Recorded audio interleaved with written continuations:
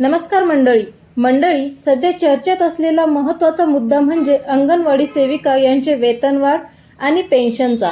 महाराष्ट्रात काम करणाऱ्या अंगणवाडी सेविका गेल्या अनेक वर्षापासून एकाच प्रश्नासाठी लढत आहेत आणि तो म्हणजे मानसन्मान आणि हक्काचे मानधन।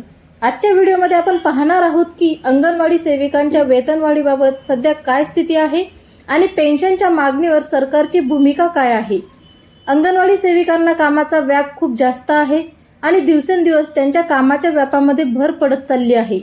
त्या तुलनेत सध्या अंगणवाडी सेविकांना मिळणारे जे काही मानधन आहे ते अत्यंत कमी आहे आणि ते देखील वेळेवर मिळत नाही। सध्याच्या परिस्थितीमध्ये त्यांना मिळणारे जे काही मानधन आहे ते खूपच कमी आहे।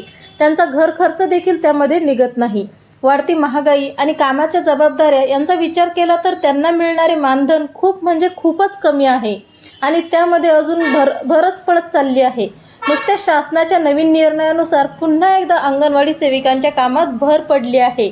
त्यांना आता घरोघरी जाऊन लाडकी बहीण योजनेची पडताळणी करण्याचे काम सोपवण्यात आले आहे।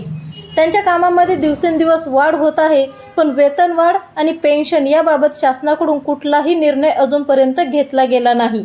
त्यामुळे शासनाला विनंती आहे की अंगणवाडी सेविकांचे वेतनवाढ लवकरात लवकर करण्याचा निर्णय घेण्यात यावा।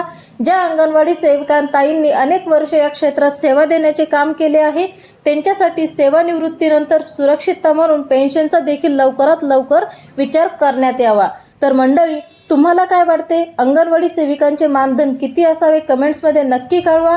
हा व्हिडिओ आवडला असेल तर व्हिडिओला एक लाईक नक्की करा आणि हा व्हिडिओ जास्तीत जास्त अंगणवाडी भगिनींपर्यंत पोहोचवा आणि अशाच माहितीपूर्ण व्हिडिओसाठी चॅनलला सबस्क्राईब केलं नसेल तर लवकर सबस्क्राईब करून घ्या आणि नोटिफिकेशनसाठी शेजारील बेल आयकॉनला प्रेस करायला विसरू नका।